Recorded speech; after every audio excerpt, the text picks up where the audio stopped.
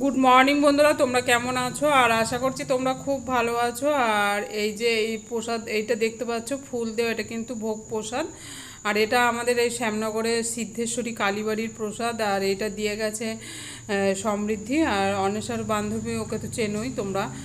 আর সমৃদ্ধি, ওর মা বাবা, ওরা তিনজনেই এসেছিলো অটো করে, যেহেতু ওদের অটো আছে, অটো করে এসেছিলো। এসে প্রসাদটা দিয়ে আবার চলে গেছে। আর অনেক রকম জানো তো, খিচুড়ি, তারপরে একটা ল্যাবড়া, তারপরে তিন রকম ভাজা, চার রকম ভাজা, পোলাও, ওদিকে আলু দিয়ে পনিরের আর কি একটা তরকারি, তারপরে চাটনি, পায়েস, অনেক কিছু দিয়েছিল। আর রান্নাটা ভীষণ সুন্দর হচ্ছে। আর কি এইরকম ব্যবস্থা সত্যি শ্যামনগরে আমরা কাছাকাছি থাকি, তবুও কিন্তু আমরা জানতাম না যে এরকম আর কি ওখানে ভোগ হয়। আর রান্নাবান্নাটাও খুব সুন্দর। আর দুপুরবেলা মোটামুটি 11:30-12টা নাগাদই দিয়ে গেছিলো। আর সেইভাবে তা ওই টুকিটাকে আমি সেদিন রান্নাটাও করেছিলাম, কারণ আগের দিন উনি আমাদের বলেও দিয়েছিল যে এরকম কালকে পাঠাবো ভোগ প্রসাদ, আমরা পুজো দেব, পুজো দিয়ে সবার বাড়ি বাড়ি দিয়ে আসবো। সবার বাড়ি বলতে আমাদের বাড়ি এখানে দিয়েছে, আরও হয়তো শ্যামনগরে দিয়েছে, যা হোক। আর ওই জন্য ডাল, উচ্ছে ভাজা আর পালং শাক করেছিলাম আমি দুপুরে রান্না।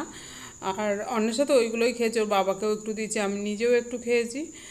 আর ওদিকে আমার রান্না টান্নাও কমপ্লিট হয়ে গেছে। আর ওর বাবা তো ডিউটি থেকে আসবে, এসে খেয়ে আবার ডিউটি যাবে। আর দেখতে পাচ্ছ কদিন ধরে ঝরঝরিয়ে পুরো বৃষ্টিও হচ্ছে।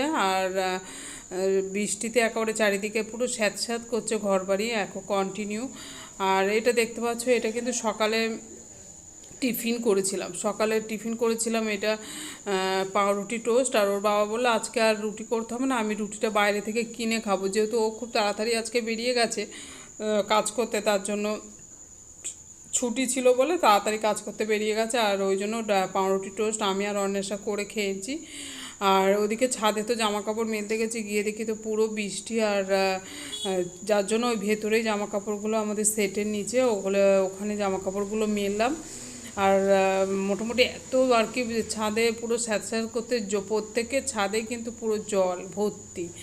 আর বৃষ্টি তো থামছেই না, যাই হোক। আর এক জায়গায় যাবো ভেবেছিলাম, কিন্তু সেখানেও হয়তো যাওয়া হলো না, তার জন্য আরও তারপরে বাবা বাজার থেকে মাছটা এনে দিয়ে গেছিলো, ইলিশ মাছটা।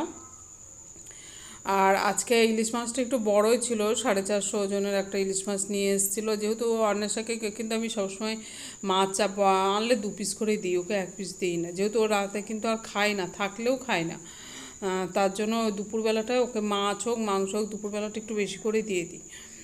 আর ওদিকে আমার তেলটা গরম হয়ে গেছে, যেহেতু গাঁটি কচু আর বেগুন আলুতে করবো, সর্ষে বাটা আর কাঁচা লঙ্কা বাটা একসাথে পেস্ট করে এতে দেব, তার জন্য কিন্তু মাছটা একটু হালকা আমি ভেজেই নিই। আর শুধু ভাপা টাপা করলে মাছটা তখন আর ভাজি না, ইলিশ মাছটা।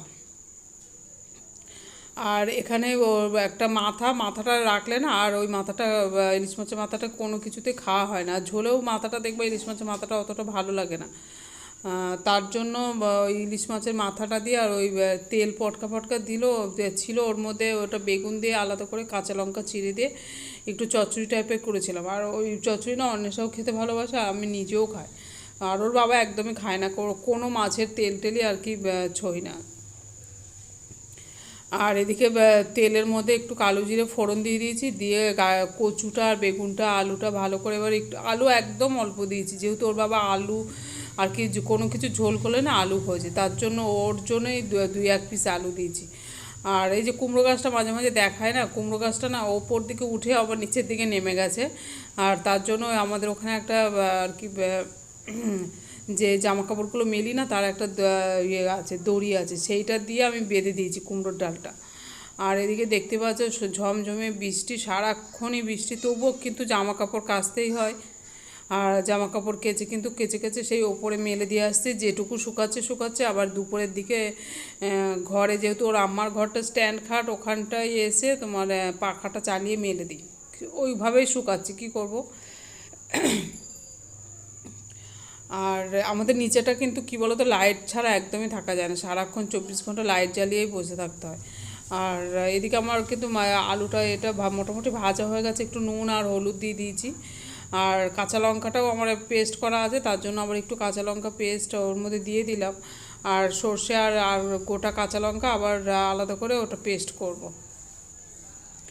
সর্ষে অন্য সময় আমি কিন্তু সর্ষেটা সাদাই দিই, আজকে যেহেতু বৃষ্টির জন্য আরও আনতেই গেলাম না, তার জন্য ওই আমাদের বাড়ির যে কালো সর্ষেটা ওইটা একটু পরিষ্কার করে ধুয়ে নিয়ে ওই কালো সর্ষেটাই দিলাম, কিন্তু তেতো তেতো লাগে না, খারাপ লাগে না, ভালোই লাগে। আর তারপরে সর্ষেটা যেহেতু আমি কষানোর সময় দিই না আর কি, তিতো লাগবে বলে জলটা দেওয়ার পরে তারপরে সর্ষেটা দিয়ে দেবো।